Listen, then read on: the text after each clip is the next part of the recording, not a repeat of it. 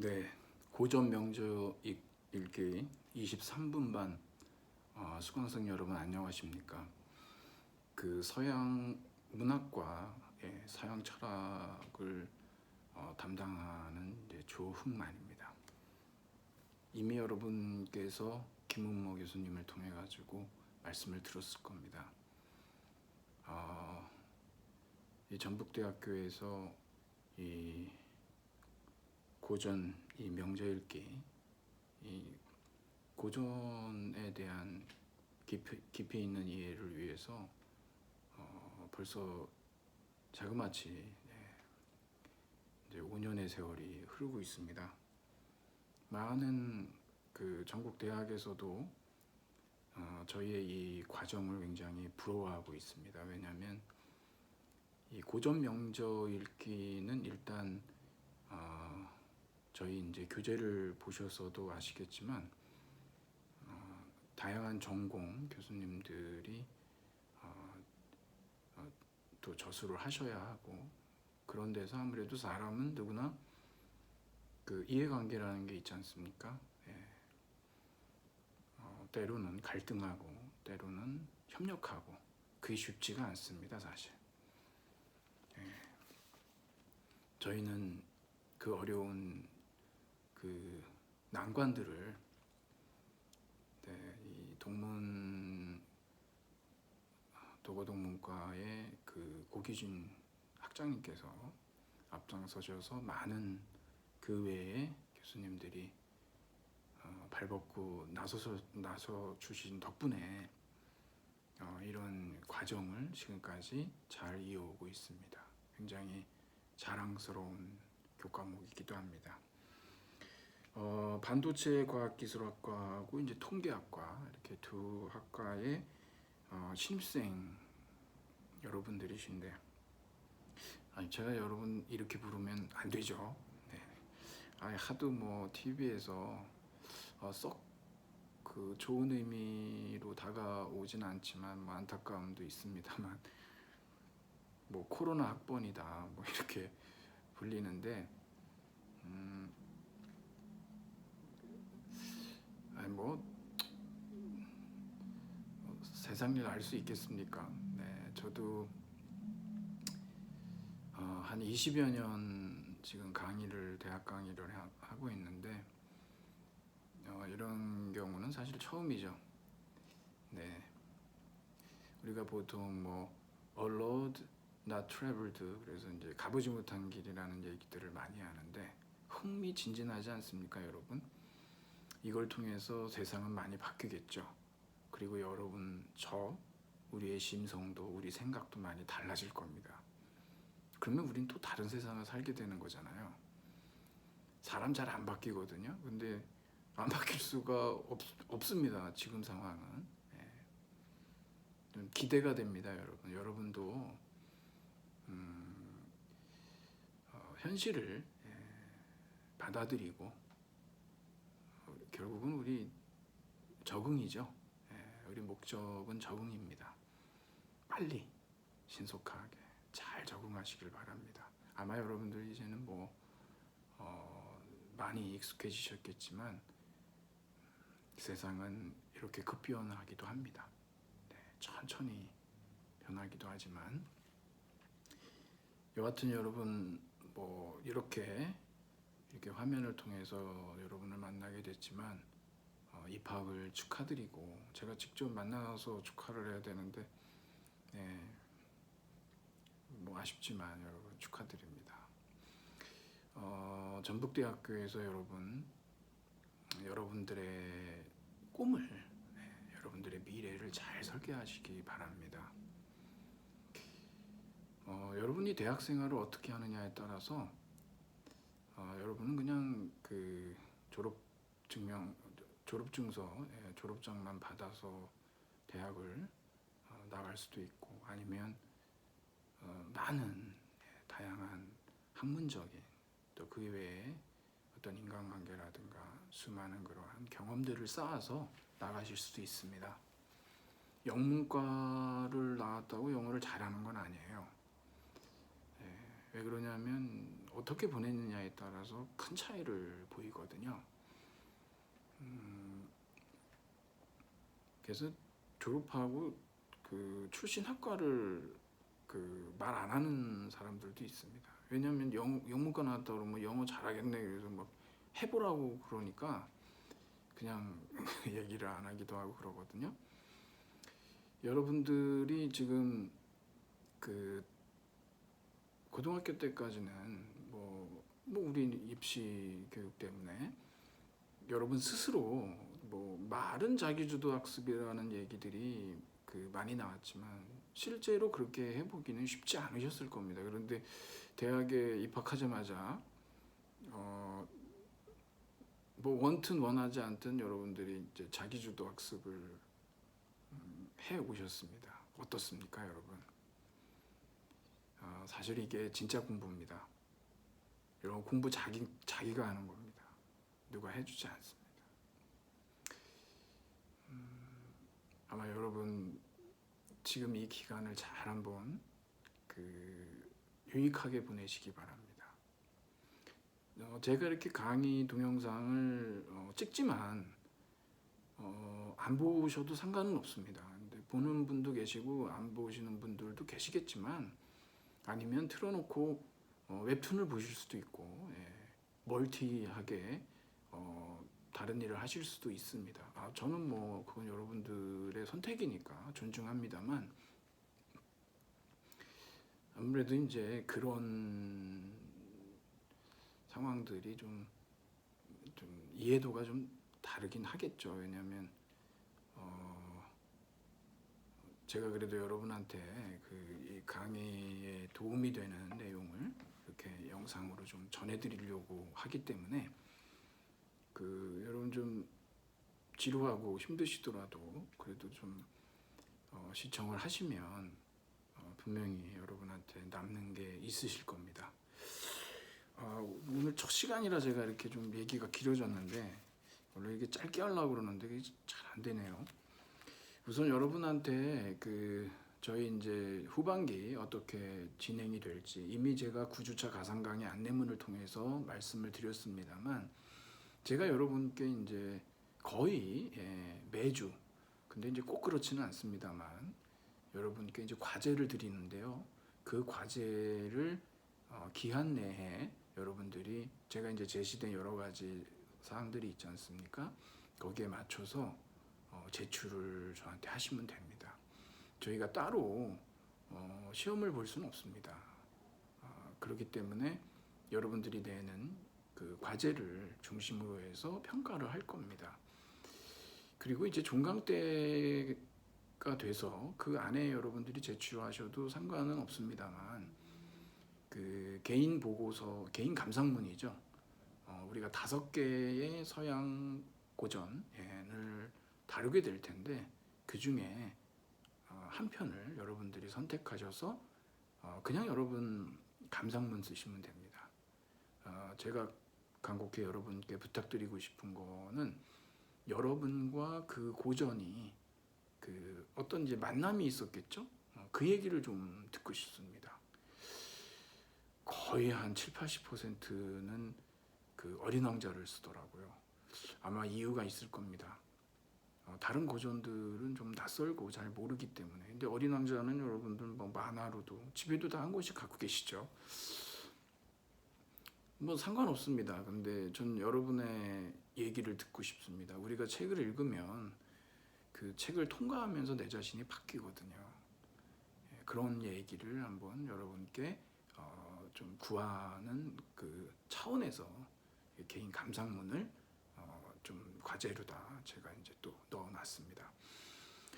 그 읽기 자료가 있습니다. 여러분들이 보시면 아시겠지만 저희 5개 고전과 관련된 그 문제 해결에도 필요한 자료들이 있거든요. 타이핑도 했고 또 어떤 부분은 이제 그 스캔을 떠서 그래서 이제 PDF 파일로 다 여러분한테 드렸습니다. 그것도 여러분들이 잘 읽어보시면서 제가 낸 과제를 해결을 해주시고 여러분 우리 첫 번째 우리 고전은 이제 심포지온, 이 향연이거든요. 예. 제가 이제 여러분께 책을 좀 보여드리긴 하겠지만 저는 굳이 여러분들이 뭐 책을 구입하시고 그러는 거는 원치 않습니다. 그냥 이런 책이 있구나라는 정도. 우리 이제 학교에 철학과에 이제 김여한 교수님께서 이 심포지온을 번역서를 또 내셨습니다. 우리 달섬 세계고전 시리즈거든요. 그 책을 손바닥만 해서 뭐 이렇게 휴대하기가 굉장히 좋습니다. 뭐 어떤 책이든 상관은 없습니다. 여러분들이 나중에 뭐 전공을 하시게 되면 그때는 우리가 아무 책이나 읽을 수는 없겠지만 지금으로서는 여러분들이 대략적인 내용을 좀 살펴보겠다라고 하시면 상관은 없습니다.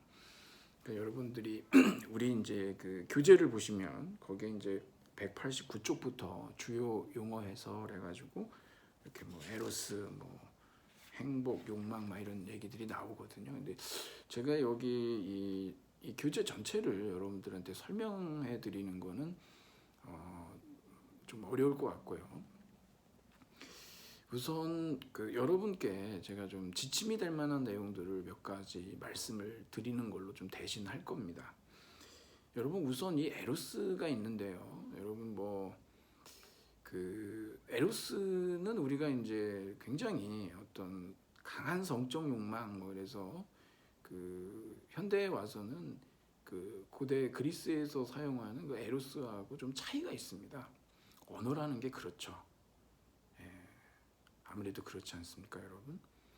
우리가 이제 17세기 이 천문학 혁명이 일어나기 전만 해도 지구 그러면은 지구는 그냥 움직이지 않는 것이 머릿속에 들어 있었습니다. 사람들이 지구 그러면. 하지만 뭐 케플러나 코페르니쿠스를 통해서 우리 17세기 과학 대혁명이란 말까지 쓸 정도로 엄청난 지각 변동이 일어났죠. 천문학 혁명, 역학 혁명에서. 그래서 이제 더 이상 우리는 지구 그러면 정지해 있는 것으로 생각하진 않지 않습니까? 예, 움직이는 거죠. 예. 어지럽진 않으시죠? 네. 네. 지금 그런 상황이거든요. 이게 다릅니다. 이게. 그래서 고대 그리스인들한테 에로스라고 하는 거는요, 두 가지 차원이 있었습니다. 여기서도 우리 잠깐 얘기가 나오지만 헤시오도스의 신통기에 보면 에로스가 이제 두 개의 에로스가 있습니다. 원시적인 에로스가 있고요. 카오스, 가이아, 그 다음에 이제 에로스가 등장을 하는데 여기에는 성적인 결합을 통한 생성이라는 의미가 없습니다. 분리로서의 생성이라고 하거든요. 네. 그래서 이제 세 번째로 이제 등장한 에로스가 있는데 이것이 이제 원시적인 에로스입니다. 육체하고도 상관이 없고 성적인 것하고도 상관이 없는 그런 원시적인 에로스가 있습니다. 그리고 이제 우리가 살펴보려고 하는 아프로디테의 수행원으로서의 에로스가 있거든요. 이 에로스는 이제 성적인 에로스입니다. 여러분이 이제 파이드로스의 연설을 살펴보시다 보면 거기에 이런 신화에 등장하는 에로스가 나오거든요. 원시적인 에로스의 현대적인 버전으로 본다라고 한다면 여러분 우리 촛불 혁명 때 광화문이라든가 아니면 여러분들이 함께 뜻을 모은 시민들이 모여서 이게 나라냐라고 외쳤을 때 엄청난 어떤 격정적인 강렬한 그런 느낌들 있지 않습니까? 폴리티컬 에로스예요. 네, 정치적 에로스라고 그러죠. 그 전체가 하나 되는 특별한 경험이죠. 아마 그런 속에서 우리는 이 원시적인 에로스 찾을 수 있습니다. 그리고 나머지 이제 에로스는 여러분들이 알고 계시는 강한 성적인 욕망이죠. 고대 그리스 사람들에게는 그 지금 우리가 갖고 있는 그 에로스의 대상에 대한 문제는 크게 작용하지 않습니다. 즉 동성이든 이성이든 그 사랑의 대상, 에로스의 대상에 대해서는 문제가 없었거든요. 이 사람들의 관심사는 뭐냐면 원래 고대 그리스 사람들은 이해할 수 없는, 납득하기 힘든 그러한 힘 있지 않습니까? 그런 것들을 신으로 신격화했거든요. 그러니까 이 에로스라는 감정, 갑자기 누군가를 강렬하게 사랑하고 염원하고 원하고 잠을 이룰 수가 없는 그러한 경험들, 이걸 이 사람들은 도무지 이게 어떻게 된 것이냐, 외부에서 온 것이다라고 생각했기 때문에 이제 신으로 부르는 거죠. 그래서 이제 에로스 신입니다. 이게 특히 제가 한 가지 여러분께 말씀드리고 싶은 것은 이 에로스, 고대 그리스의 이 에로스와 관련해서 여러분이 그 파이더라스티아라고 하는 이 소년의 관계가 있습니다. 뭐 고대 그리스의 동성애라고 번역하면 안 됩니다. 왜냐하면 이 파이더라스티아라고 하는 것은 소년애라고 따로 번역을 해야 됩니다. 보통 우리 그 현대 동성애하고는 차이가 있거든요. 여러분이 이 고대 그리스의 소년에 대한 이해를 하시면 앞으로 파이드로스의 연설이라든가 그리고 여러분이 이제 아리스토파네스의 연설, 이 두 개에 대해서 제가 여러분께 물었거든요. 과제에서요. 배경 지식이 될 수가 있습니다. 이 소년의적 관계는 어떤 사랑 관계냐 그러면 일단 여러분 사랑하는 사람이 있습니다. 러버죠. 에라스테스라고 합니다. 네, 사랑하는 사람. 그리고 사랑받는 사람이 있겠죠. 에로메노스, beloved가 있습니다.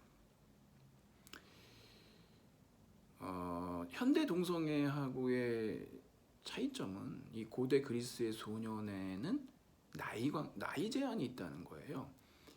사랑하는 사람은 반드시 원칙적으로는요 결혼한 그런 유부남이어야 합니다. 그리고 사랑받는 사람은 몇 살이냐 그러면 12살에서 18살, 뭐 초등학교 고학년에서 뭐 고등학교 졸업까지 이렇게 지금으로 보면 그렇죠. 얼굴에 이제 솜털이 나고 그러다가 이제 수염이 나게 되면 그때의 이 소년애적 관계는 종료가 되게 됩니다. 물론 이러한 나이 제한을 지키지 않고 지속했던 그런 커플도 있습니다. 하지만 그것은 사회적으로 지탄의 대상인 것이죠. 그리고 여러분 이제 미셸 푸코라고 하는 뭐 대단히 그 유명한 그러한 그 구조주의자가 그 프랑스의 구조주의자가 있는데 이 사람의 이제 성의 역사라고 하는 그 3권짜리 책이 있습니다. 거기에서 이제 3권에서 이 고대 그리스의 소년애가 왜 지속되지 않고 이게 없어졌느냐라고 했을 때 이 사랑하는 사람과 사랑받는 사람은 이 사랑 관계에 있어서 비대칭적인 관계를 가지고 있었습니다. 사랑하는 사람이 연장자죠. 자유민, 시민이고 성인입니다. 이 사람이 능동적인 주도권을 갖습니다. 사랑받는 사람인 소년은요, 파이스 또는 소년 애인, 이렇게 얘기를 하는데 소년 애인 이렇게 얘기하는데 이 파이스 또 파이디카 이런 사람들은 사랑 관계에 있어서 능동적이어서는 안 됩니다. 반드시 수동적인 역할을 해야만 했습니다. 만일 그렇게 안 하면요, 이것은 타락으로 봤죠. 좀 엄격하죠. 네. 그래서 여러분들이 이 플라톤의 심포지온을 읽으실 때 여기에 등장하는 사람들의 이 사랑 관계를 굉장히 뭐 비도덕적이고 좀 지금 우리가 생각하듯이 뭐 불결하게 이런 식으로 여러분들이 보지 마시고, 당시에 그리스의 엘리트들은요 이러한 소년애적 관계를 상당히 장려받았습니다. 이것은 일종의 사회화의 과정이었습니다. KJ 도버의 그릭 호모섹슈얼리티라고 하는 책도 있는데요. 이건 대단한 문화 현상이었거든요. 그러니까 여러분, 지금 우리가 볼 때는 뭐 동성애에 대한 혐오, 성소수자에 대한 많은 인권 침해 사건들이 또 그러한 논란들도 있지만, 사실 고대 그리스에서는 전혀 문제가 되지 않았다는 거죠. 푸코가 그런 거를 밝혀냈던 겁니다. 사실 지금 그 이성애적 관계가 굉장히 내추럴한 것처럼 우리는 생각이 되잖아요. 사랑 관계에서. 그렇지 않죠.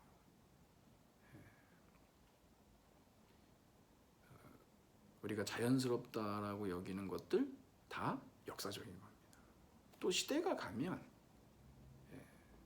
다른 또 주류의 그러한 사랑 관계가 등장을 하겠죠. 우리 역사를 보면 그렇습니다. 그러니까 너무 이렇게 우리가 지금 있는 이 특정한 시공간에 갇혀서 보게 되면 당연히 지금 뭐 이성애적 관계만이 소위 정상적인 사랑 관계고, 뭐 나머지들은 뭔가 그 어떤 정신적인 뭐 정신병적인 문제에서 발생했다 이렇게 얘기도 뭐 하는 사람들도 있지만, 그건 너무 넌센스입니다. 이제 세계 역사를 보고 특히 고대 그리스 사회를 보면은 그렇지가 않거든요. 네. 그럼 여러분들한테 잠깐 뭐 이런 얘기 한번 드려볼까요? 우리 저기 여러분 그 195쪽에 그 일종의 목차죠.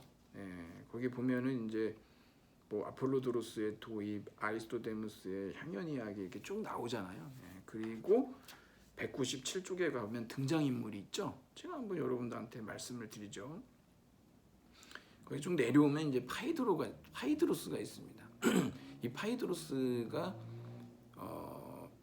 이 심포지온에서 이 사람들이 에로스 찬미 연설을 하는데 첫 번째 연설자입니다. 네, 이 파이드로스는 그 연인이 있었거든요. 네. 누구냐 그러면 여러분 그 밑에 있는 의사였던 에륵시마코스가 있습니다. 에륵시마코스하고 파이드로스는 소년애적 관계에 있었습니다. 파이드로스가 미소년의 연소자였죠. 그리고 에륵시마코스는 유부남인겁니다. 자유민 시민이었습니다. 두 사람은 이 향연이 파장이 됐을 때 둘이 같이 자리를 떠납니다. 그리고 파이드로스가 첫 번째 연설자가 된 이유도 에륵시마코스가 파이드로스가 늘 뭐 소금에 대해서도 찬미하는 그러한 시들이 있는데 왜 에로스에 대한 찬미가 없냐라고 자기한테 얘기를 했다라고 불평을 늘 했다라는 얘기를 하거든요. 그만큼 대변해 준 거죠. 둘이 그런 연인 사이고. 파이드로스 밑에 보면 여러분 파우사니아스가 있습니다. 우리가 이제 이 사람에 대해서는 논의를 하지 않겠지만 이 사람은 이제 그리스의 법과 관련된 노무스 관련된 연설을 하거든요. 에로스 찬미 연설에서. 이 파우사니아스는 누구와 연인 관계냐 그러면 거기 이제 에릭시마코스, 아리스토파네스 밑에 보면 아가톤 있죠. 네. 사실 이 심포지온에서 지금 우리가 여기 이제 그 주연 향연이 펼쳐지는데 이 주연은 어떻게 해서 벌어진 거냐 그러면 기원전 416년에 이 아가톤이라는 사람이 비극 작품으로 첫 번째 우승을 했거든요. 그래서 그것을 축하하는 자리였고 사실 두 번째 날입니다. 첫 번째 잔치를 이틀을 한 거예요. 첫 번째 날에는 소크라테스가 참석을 안 했고요. 다른 사람들은 참석을 했었습니다. 그래서 지금 숙취 때문에 오늘은 술을 그냥 각자 알아서 먹기로 합니다. 여기도 술이 강한 사람들이 꽤 많았거든요. 둘째 날이라는 거 여러분. 많은 사람들이 이거 심포지온이다. 말 그대로 이제 같이 마신다는 뜻입니다. 이게. 그러다 보니까 다 술 취해가지고 뭐 이상한 소리 한 거다라고 알고 계시는 분들도 계시는데 제대로 안 읽으셔서 그런 겁니다. 여기 심포지온에 나와 있는 사람들이 지금 술 마시고 주정한 게 아니거든요. 네. 어저께 많이 마셨습니다. 오늘은 이야기에 취하자. 그래서 에로스 찬미 연설을 하는 겁니다. 파우사니아스가 그 연장자입니다. 이 에라스테스죠. 아가토는요 엄청난 미소년이었습니다. 그래서 이 두 사람의 이 뭐 세기적 사랑이라고 해야 되나?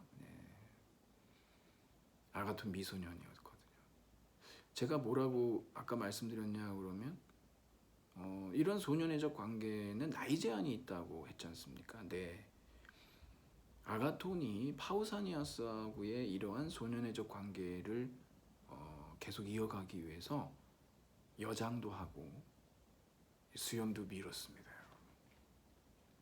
그리고 여기도 여러분들이 보시면 아시겠지만 마케도니아로 나중에 아가톤이 이주를 하거든요. 파우사니아스가 마케도니아로 따라갑니다. 물론 사회적으로 그리스 사회에서는 상당히 조롱의 대상이 됐었겠죠. 하지만 사랑이지 않습니까? 사랑은 이런 겁니다. 네. 그리고 이 아리스토파네스도 여기에서는 이제 아리스토파네스나 소크라테스나 연인이 아닌데 그렇게 그 이 소년의적 관계에 대해서 반감을 갖거나 거기에 대해 불편함을 호소하는 그러한 사람들은 여기에 등장하지를 않습니다.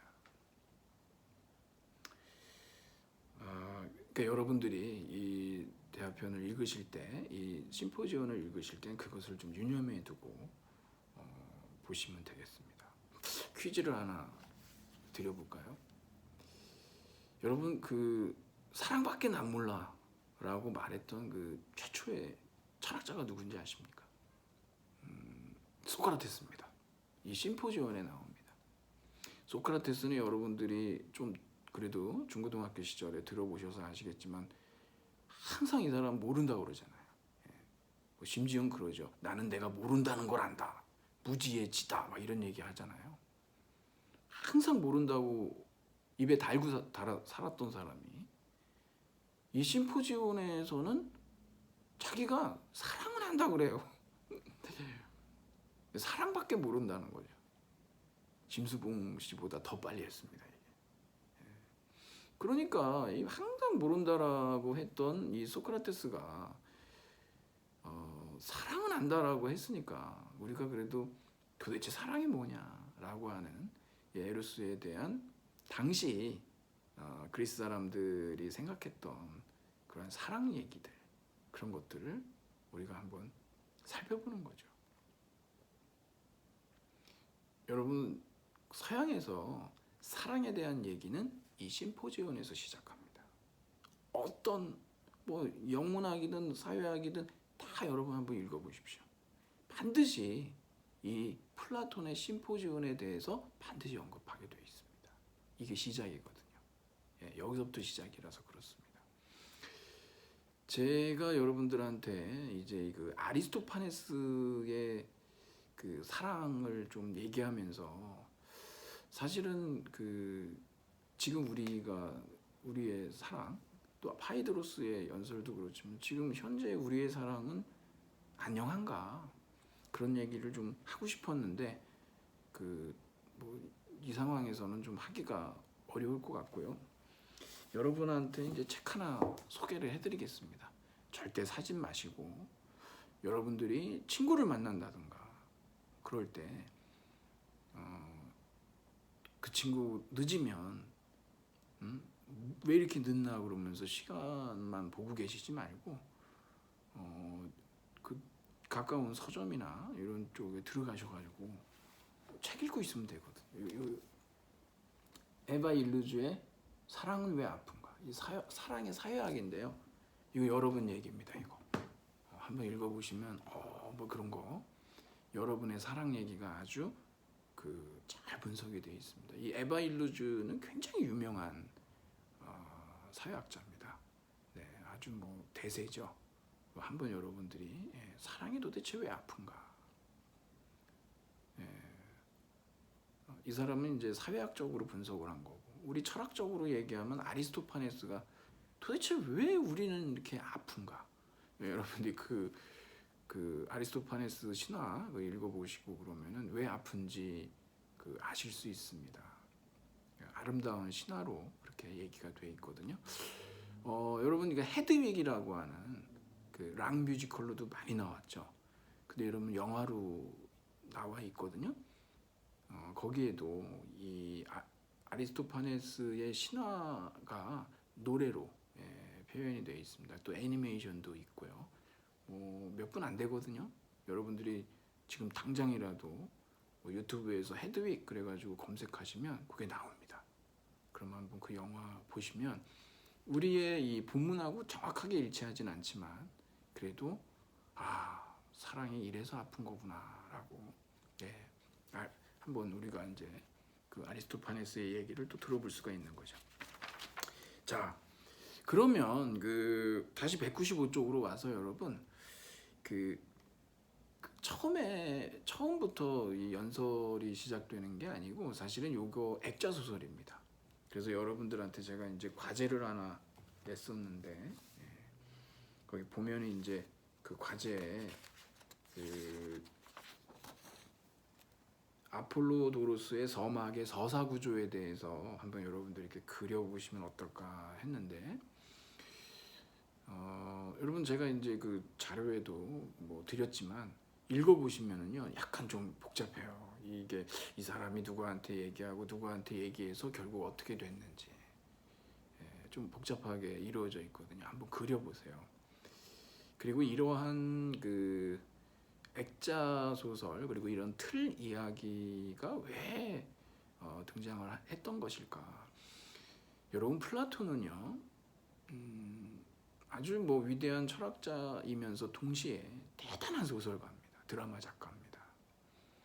그래서 우리는 플라톤의 소크라테스의 변론 빼고요 나머지 모든 대화편들을 우리가 소크라티코의 로고이라고 문학 장르로 얘기를 하는데요. 철학 소설입니다. 그러니까 여러분들이 심포지온을 읽으시면서 이게 역사적인 사실이라고 그렇게 보시면 안 됩니다. 그냥 소설입니다. 사실 우리 철학과 문학이 하나로 이렇게 통합되기는 상당히 어렵죠. 문학은 이미지, 철학은 개념이거든요. 이 두 가지를 섞어 놓는다는 것은 보통 천재성은 아닐 겁니다. 플라톤은 대화편을 썼고요. 여러분이 또 잘 알고 계시는 아리스토텔레스는요 논문을 썼습니다. 여러분 논문 뭐 우리 논설문 같은 거 보시면 아시다시피 뭐 서론본론 결론, 기승전결 뭐 이러한 짜여진 구조가 있잖아요. 플라톤의 대화편은 어떤 통합적인 각계의 요소들이 다 살아서 입체적으로 움직입니다. 그래서 이제 논문하고 철학 소설하고의 어떤 차이라고 그럴까요? 그래서 기질도 많이 다릅니다. 아리스토텔레스하고 플라톤하고요. 플라톤 좋아하는 철학자도 있고 아리스토텔레스 좋아하는 철학자도 있죠. 뭐 기질의 차이겠죠. 자, 그게 여러분들이 이 아폴로도로스의 서막을 꼼꼼하게 한번 읽어보시면서 누가 누구에게 이 심포지온에서 있었던 얘기를 전달을 했고 뭐 믿을만한지 뭐 그만큼 오래된 거죠. 그리고 결국은 지금 여러분과 저에게 이 심포지온이 그때 있었던 아가톤의 잔치에서 있었던 이야기를 저희들한테 해주고 있는 거죠. 자, 첫 번째 아레테를 어떻게 이해할 것인가 그랬는데 여러분 이 아레테는 이 논문 괜찮은 논문입니다. 우리 보통 아레테 덕이라고 번역을 하지만 여기 읽어보시면 이게 그 양대 서사시죠. 일리아스와 오디세이아에서의 아레테하고, 그리고 플라톤, 소크라테스, 아리스토텔레스에서의 아레테하고는 개념이 다릅니다. 다 역사적이죠, 뭐 여러분. 옛날에는 착하다라고 하는 건 굉장히 도덕적으로 선량하다라고 해서 칭찬의 그 용어였습니다. 근데 여러분 지금 착하다는 말은 뭐 착한 가격 이런 거에 여전히 남아 있지만 좀 그렇게 어떤 칭찬이라기보다 좀 세상 물정 어둡고 좀 바보 같다라는 의미로 이렇게 또 바뀌지 않습니까? 바뀌었지 않습니까? 그런 거하고 마찬가지죠. 그러니까 여러분들이 아레테가 그 영서사시에서 하고